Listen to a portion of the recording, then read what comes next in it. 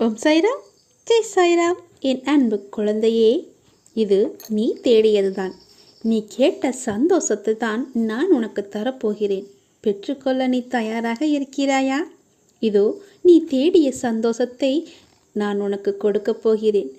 எத்தனை நாட்களாக என்னிடம் கேட்டுக்கொண்டே இருந்தாய். அதை நான் இப்போது உனக்கு கொடுக்கும் நேரம் வந்து விட்டது. நீ சந்தோஷமாக இருந்து எத்தனை நாட்கள் ஆகிவிட்டது கண்மணி? நீ உன்னுடைய கவலை கண்ணீரை மட்டுமே எத்தனை நாட்கள் பார்த்திருக்கிறாய். என் வாழ்வில் நல்லது நடக்காதா?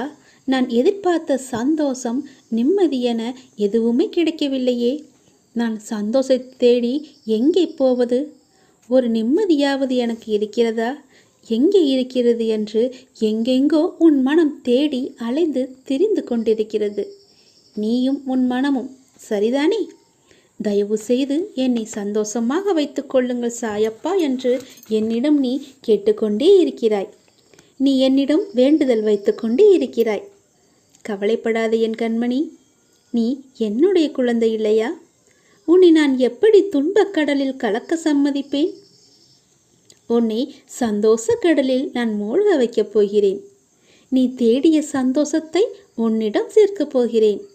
அதற்காகத்தான் நான் வந்திருக்கிறேன். இப்போது நான் கூறுவதை சந்தோஷமாக, நிதானமாக, பொறுமையாக கேட்டு நல்ல தெளிவாக புரிந்து கொள்.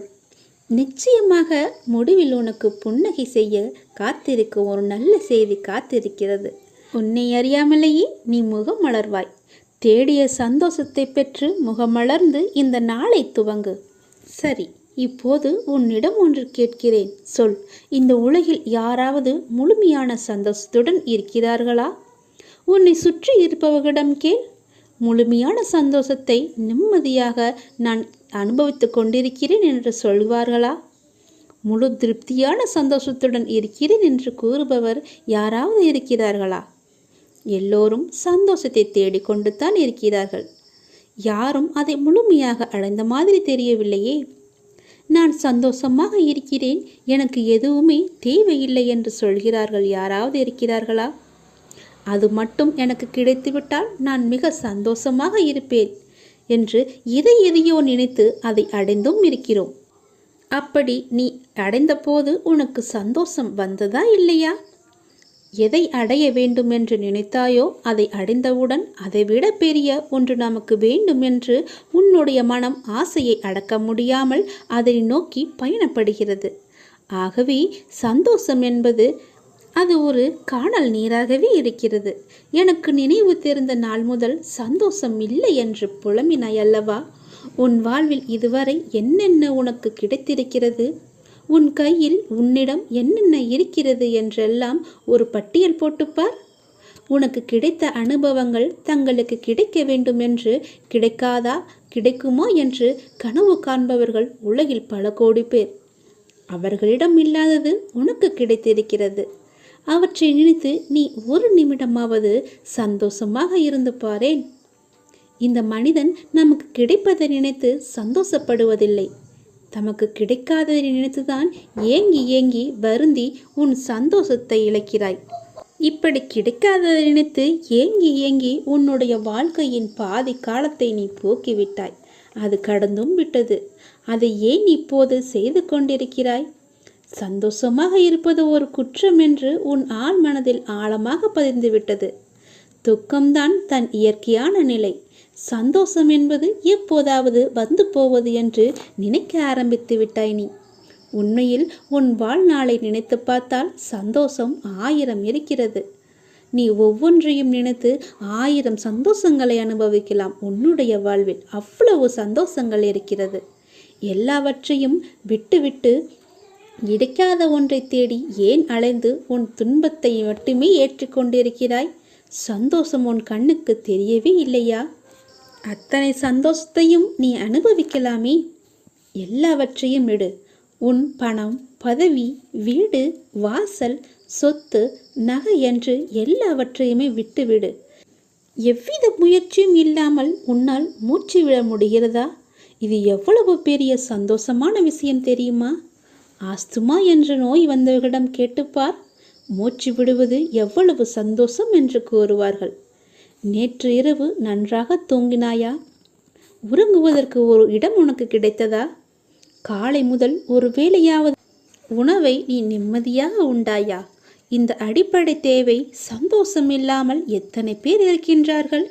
அவர்களை பார்க்கும்போது சந்தோஷம் உன் வாழ்வில் கொட்டி கிடக்கிறது. அல்ல அல்ல குறையாத அளவு சந்தோஷம் உனக்குள் இருக்கிறது. அவையெல்லாம் விட்டுவிட்டு இல்லாத ஒன்றை தேடி நினைத்து துன்பப்பட்டு கொண்டிருக்கிறாயே. நீ ஒன்றை விரும்புவதும் உன் ஆசையை என்னிடம் கூறுவதும் அதற்காக காத்திருப்பதும் தவறில்லை. முயற்சி செய்ய வேண்டியதுதான். பெரிதினும் பெரிது கேட்க வேண்டியதுதான். ஆனால் அது கிடைத்தால்தான் நான் சந்தோஷமாக இருப்பேன் என்று சொல்லிக் கொண்டு இருக்காதே. வேண்டியதை உனக்கு கிடைக்கும் வரை உன்னிடம் இருப்பதை வைத்து சந்தோஷமாக இருக்க பழகிக்கொள். இப்போது சந்தோஷமாக இல்லாவிட்டால் கிடைத்தாலும் சந்தோஷமாக இருக்க மாட்டாய். கிடைத்த ஒவ்வொன்றையும் சந்தோஷமாக ஏற்றுக்கொள். அந்த நொடி எப்போது சந்தோஷமாக இருக்கலாம் என்று எண்ணிப்பார். நாள் முழுவதும் சந்தோஷத்தை நிரப்பிக் கொண்டு வா. ஒன்றை புரிந்து கொள், மனிதனின் இயற்கையான நிலையே சந்தோஷமாக இருப்ப. நமக்கு கிடைத்த சந்தோஷத்தை நாம் சந்தோஷமாக அனுபவிக்க வேண்டும். சந்தோஷத்தை தேடி செல்ல வேண்டும். நீ பிறருக்கு அன்பை கொடுத்துப்பார், அன்பை விதைத்துப்பார். உனக்கு கிடைத்த அனைத்திற்கும் கடவுளுக்கு நன்றி சொல். மிக பெரிய கடல் போன்ற ஆனந்தம் உன் முண்டி கொட்டி கிடக்கிறது. அதை விட்டுவிட்டு பிரச்சனையை தேடிக்கொண்டு இருக்கிறாய். நீ சந்தோஷமாக இருக்க பழகிக்கோ. நீ என்னிடம் வேண்டுவது கிடைக்க பொறுமையாக இரு. அது கிடைக்கும் வரை சந்தோஷத்தை அனுபவி. அதை நீ இழக்காதே. காத்திருக்கும் போது சந்தோஷமாக காத்திரு. சந்தோஷமாக மனதில் பாரம் இருந்தாலே சந்தோஷம் வராது. மனதை லேசாக வைத்துக்கொள். உன்னை தேடி பல சந்தோஷங்கள் வரப்போகிறது. வாழும் வாழ்க்கையை சந்தோஷமாக அனுபவிப்பாய். ஒவ்வொரு நொடியும் உனக்கு சந்தோஷம்தான். சந்தோஷத்தை நிரந்தரமாக நீ வைத்துக்கொள். குழந்தையின் மனதைப் போல உன்னை நீ வைத்துக்கொள். தானாக சந்தோஷம் தேடி வரும். உடுக்க உடை, இருக்க இடம், உண்ண உணவு, இது உனக்கு பஞ்சமில்லாமல் இருக்கும். அப்படித்தான் இருக்கிறாய் அல்லவா? இதற்கு மேலும் உன் தேவையெல்லாம் நீ எதிர்பாராத வண்ணம் அதை நிறைவேற்றி உனக்கு நிரந்தர சந்தோஷத்தை நான் தரப்போகிறேன். நீ தேடிய சந்தோஷம், நிம்மதி எங்கே இருக்கிறது என்று புரிந்து கொண்டாயா? இப்போது நீ கொஞ்சம் சிரிக்கலாமே. எனக்காக கொஞ்சம் சிரித்து நிம்மதியாக இரு, சந்தோஷமாக இரு. சந்தோஷத்தை மட்டும் நீ அனுபவித்து வா. துன்பத்தை எல்லாம் நீ பொருட்படுத்தாதே. எனக்காக கொஞ்சம் சிரித்து அன்போடு என்னை அப்பா என்று கூப்பிடு. இதுவரை இல்லாத மகிழ்ச்சியையே, பார்த்திராத மகிழ்ச்சியையே நீ இப்பொழுது பெறப்போகிறாய். மனநிறைவுடன் கூடிய மகிழ்ச்சியையும் நீ பெறப்போகிறாய். அந்த திருநாளை எதிர்பார்த்து என்னுடைய ஆசீர்வாதத்துக்காக நீ காத்திரு என் தங்கமி. அது வெகு நாட்கள், வெகு தூரமில்லை. கூடிய விரைவில், கூடிய சீக்கிரமே அது உனக்கு கிடைக்கப் போகிறது செல்லமி. எப்போது எனது இந்த செய்தி உன் கண்களில் பட்டதோ அப்போதே நீ சந்தோஷத்தின் நுழைவு வாயில் உட்புகுந்து விட்டாய் என்பதை நான் உறுதியாக உனக்கு சொல்கிறேன். இது என்னுடைய சத்திய வாக்காக வேண்டுமானாலும் நீ எடுத்துக்கொள்.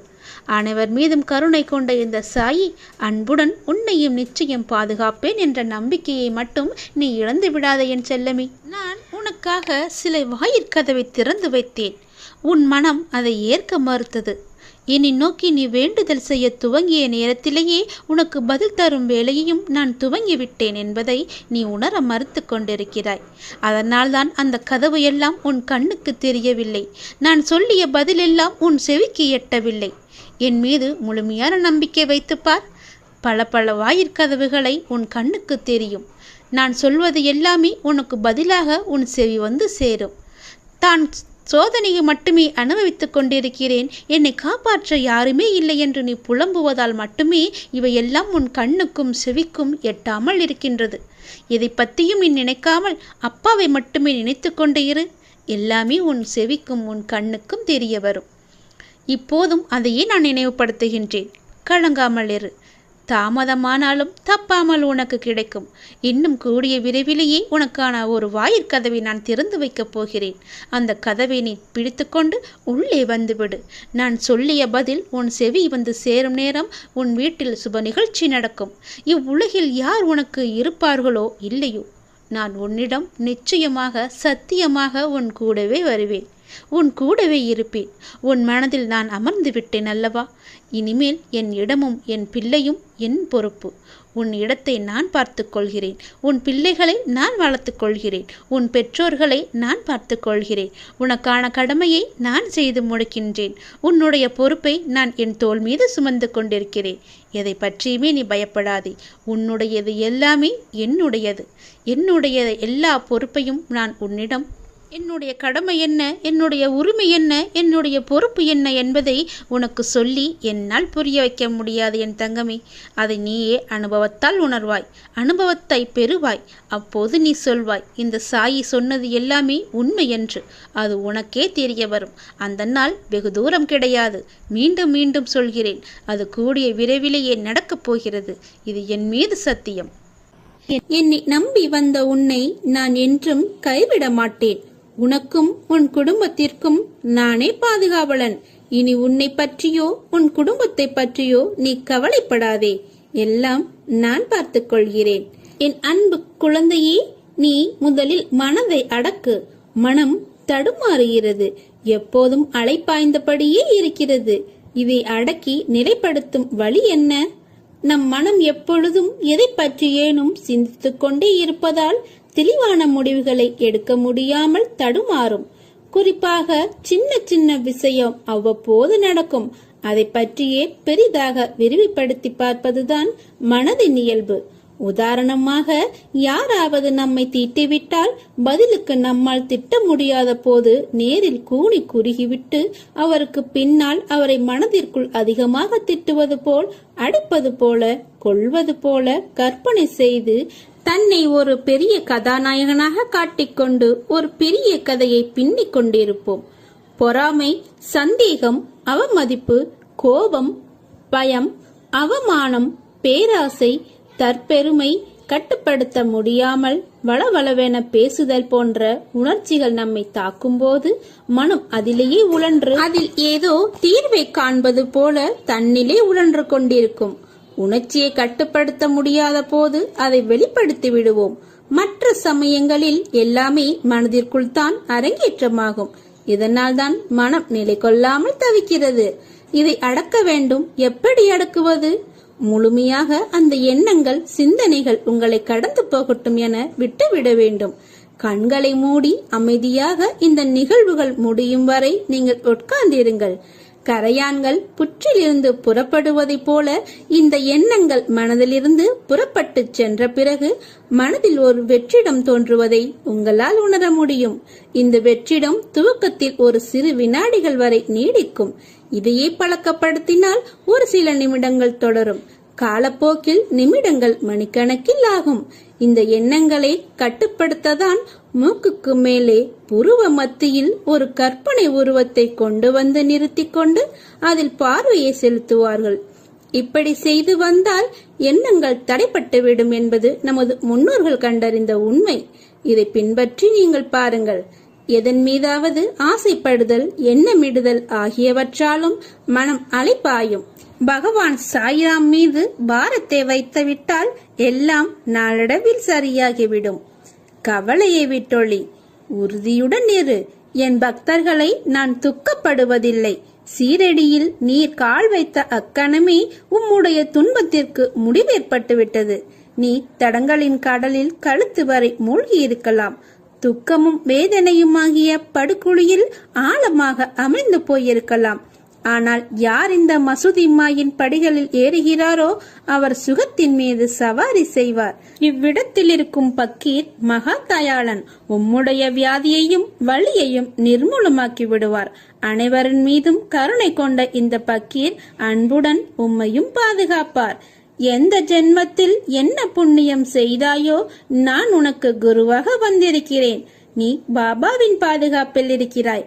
நீ செய்த பாவங்களை போக்கவும் உனது பாரத்தை முழுவதுமாக சுமப்பதற்காகவும் நீ படும் வேதனையிலிருந்து உன்னை விடுவிக்கவும் எதை எதை இழந்தாயோ அதை மீண்டும் பெறுவதற்காகவும் உன்னை முழுவதுமாக புரிந்து கொள்ளாமல் தவறாக நினைத்து உன்னை விட்டு நெடுதூரம் சென்றவர்களுக்காகவும் நான் உனது குருவாகவும் நீ எனது பக்தனாகவும் இருக்கிறாய். உனது கர்ம பலன்களை விலக்கி உனது துயரங்களை போக்கி தக்க சமயத்தில் அனைத்தும் உன்னை தேடி வர செய்து அனைவரும் வியக்கும் வண்ணம் வாழ்க்கையில் உன்னை உயர்த்தப் போகிறேன். கவலைப்படாமல் இரு. அப்பா, நான் இருக்கிறேன். கலங்காதே. எதற்காகவும் எப்பொழுதும் கலங்காதே. மகிழ்ச்சியாக இரு. கால நேரம் எல்லாமே உன்னை தேடி வந்து கொண்டிருக்கிறது. பொறுமையாக இரு. மனம் தளராதே. அப்பா, நான் இருக்கிறேன். ஒருவர் வாழ்வில் சத்குருவின் பாதுகாப்பு என்பது மிகவும் வலிமை வாய்ந்த படைக்கலாகும். ஏனெனில் தன் குழந்தைகளை காப்பதற்காக சத்குரு எந்த அளவுக்கு எந்த உறவில் செல்வார் என்பதை யாராலும் கற்பனை செய்து கூட பார்க்க முடியாது. எந்த உருவத்தில் வேண்டுமானாலும் செல்வார். இருக்கும் வரை சந்தோஷமாக இருப்போம் என்ற எண்ணத்தை விட்டுவிடு. ஏனெனில் நடந்ததும் நடப்பதும் நடக்கப் போவதும் இறைவனின் கையில். எனவே தூய்மையான எண்ணம், தூய்மையான செயல்களுடன் இறைவனை சரணடை. இருப்பதை கொண்டு நிம்மதியாக வாழ பழகு. சதா காலமும் சாய்ராம் என்ற நாமத்தை உச்சரித்து அவன் நினைவில் வாழு. 1 மணி நேரம் ஓம் ஸ்ரீ சாய்பாபாவின் நாமம் சொன்னால் 1 மணி நேரம் நீங்கள் மௌன விரதம் இருப்பதாகிறது. 1 மணி நேரம் நீங்கள் பாபாவுக்கு சம்மதமாக வாழ்ந்தாகிறது. 1 மணி நேரம் ஹரிச்சந்திரன் போல் உண்மையை பேசியதாகிறது. 1 மணி நேரம் நீங்கள் உங்கள் மரணம் என்கிற பரீட்சைக்கு தயார் செய்கிறீர்கள் என்று ஆகிறது. 1 மணி நேரம் பூஜை செய்ததாகிறது. 1 மணி நேரம் உங்கள் பாவத்தை போக்கிக் கொள்ள பிரயாச்சித்தம் செய்ததாகிறது. 1 மணி நேரம் பாபாவை நோக்கி சில படிகள் முன்னேறியதாகிறது. 1 மணி நேரம் ஓதுவதாகிறது. 1 மணி நேரம் பெரியோர்கள் சொல் பேச்சு கேட்டதாகிறது. 1 மணி நேரம் நீங்கள் பக்தராகிறீர்கள். 1 மணி நேரம் நீங்கள் சாய்பாபாவினால் ஆசீர்வதிக்கப்படுகிறீர்கள். 1 மணி நேரம் உங்கள் புலன்களை ஜெயித்தவர்களாகிறீர்கள். 1 மணி நேரம் தியானம் செய்தவராகிறீர்கள். 1 மணி நேரம் சமாதியில் உள்ளவர் ஆகிறீர்கள். 1 மணி நேரம் ஒழுக்கமானவராக ஆகிவிடுகிறீர்கள். 1 மணி நேரம் நேர்மறையாக இருக்கிறீர்கள். 1 மணி நேரம் உங்கள் வாழ்க்கையில் பொள்ளித்தனமான வாழ்க்கையில் இருந்து விடுதலை அடைகிறீர்கள். 1 மணி நேரம் பாபா உங்கள் கையை பிடித்து கொண்டு இருக்கிறார். 1 மணி நேரம் நீங்கள் பாதுகாக்கப்படுகிறீர்கள். 1 மணி நேரம் உங்களுக்கு தெரியாமல் உங்களை சாய்பாபா ரசித்துக் கொண்டிருக்கிறார். 1 மணி நேரம் மகான்கள் வாயில் வந்த நாமத்தை நாமும் சொல்வதால் அவர்களுடைய பிரசாதத்தை உண்டவர்கள் ஆகிறீர்கள். இந்த 1 மணி நேரத்தினால் பாபா நீங்கள் செய்த தவறுகளை மன்னித்து காக்குகிறார். 1 மணி நேரம் யாகம் செய்தவராகிறீர்கள். 1 மணி நேரம் பாபாவை நீங்கள் கடனாளி ஆக்குகிறீர்கள். 1 மணி நேரம் நீங்கள் கங்கையில் குளித்தவராகிறீர்கள். 1 மணி நேரம் யமுனையில் குளித்தவராகிறீர்கள். 1 மணி நேரம் காவிரியில் குளித்தவராகிறீர்கள். 1 மணி நேரம் சீரடி மண்ணில் உருண்டு பிறண்டவராகிறீர்கள். 1 மணி நேரம் கோடி கோடியான புண்ணியத்தை சம்பாதிக்கிறீர்கள். எல்லாவற்றிற்கும் மேல் நாமம் வேறு இல்லை, சாயும் வேறு இல்லை. அந்த 1 மணி நேரம் பாபாவே உங்கள் நாக்கில் எச்சில் பட்டு கட்டொண்டு இருக்கிறார். பாக்கியம் செய்திருந்தால் மட்டுமே பாபாவின் திருநாமத்தை நம்மால் சொல்ல முடியும். 1 மணி நேரம் பாபாவின் நாமத்தை சொன்னால் எல்லாம் நல்லதே நடக்கும். நீ வாழும் வாழ்க்கைக்கு ஒரு நல்ல அர்த்தம் உனக்கு கொடுக்க போகிறேன். உன்னை யாரும் பெருமையாக நினைக்கபடி நான் உன்னை செய்ய போகிறேன். உன்னை விட்டு போனவர்களெல்லாம் மீண்டும் உன்னிடம் வந்து சேரப்போகிறார்கள். உன் நீண்ட நாள் காத்திருப்புக்கு ஒரு முடிவு கட்டப் போகிறேன். 1 நிமிடமாவது எனக்காக ஒதுக்கி இதை கேள். முடிவில் நீயே முகம் மலர்வாய். அன்பு குழந்தையே, நீ வாழும் வாழ்க்கைக்கு ஒரு நல்ல அர்த்தம் வேண்டாமா உனக்கு? உன்னை யாரும் பெருமையாக நினைக்க வேண்டாமா?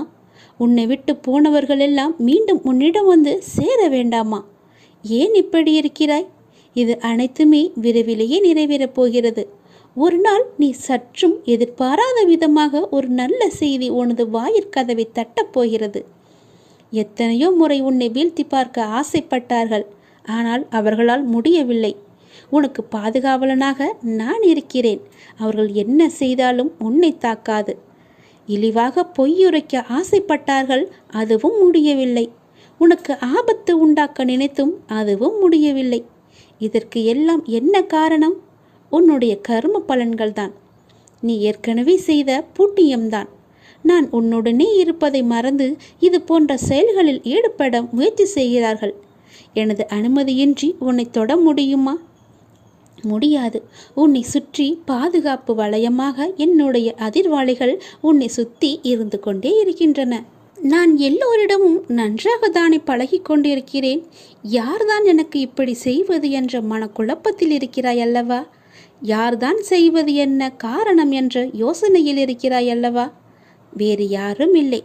உன்னை சுற்றி நல்லவர்களைத் தவிர மற்றவர்களுக்கும் இடம் கொடுத்திருக்கிறாய் நீ. இதை தவிர உனக்கு நம்பிக்கை வேறு இல்லை. எதிலுமே முதலில் உன்னை மாற்றிக்கொள்ள நீ பழகிக்கொள். எது நடந்தாலும் முதலில் உனக்கு உன் மீதே நம்பிக்கை வேண்டும். அது உன்னிடம் குறைவாக இருக்கிறது. பிறகு நடக்கப் போவதைக் கண்டு நீயே ஆச்சரியமாக பார்க்கப் போகிறாய். நான் உன்னை அழைக்கின்றேன், நீ என்னை நோக்கி வா, விரைந்து வா. நான் அழைத்தால் மட்டுமே உன்னால் வர முடியும். எப்போது உன்னுடைய காலடி இந்த சீரடி மண்ணில் படுகிறதோ அக்கணமே உனது கர்ம பலன்கள் அனைத்துமே விலகி உன் கஷ்டங்கள் அனைத்துமே உன்னை விட்டு ஓடி ஒளியும். நான் இருக்கிறேன், நீ கலங்காதே. நீ அழைத்தால் நானே வருவேன். இப்போது நான் உன்னை அழைக்கிறேன். நீ என்னை நோக்கி சீரடியில் என்னை பார்க்க சீரடிக்கே நீ வா. சீரடிக்கு வரும் வாய்ப்பை நான் உனக்கு கொடுத்து விட்டேன். உனக்கு நான் கொடுப்பதை எவராலுமே தடுக்க முடியாது. உனக்கானதை உரிய காலத்தில் கொண்டு வந்து உன்னிடமே சேர்ப்பேன். நீ என்னுடைய பிள்ளை. உனக்கானதை கொடுப்பதற்காகத்தான் சீரடிக்கு உன்னை வரவழைக்கப் போகிறேன். சீக்கிரம் வா.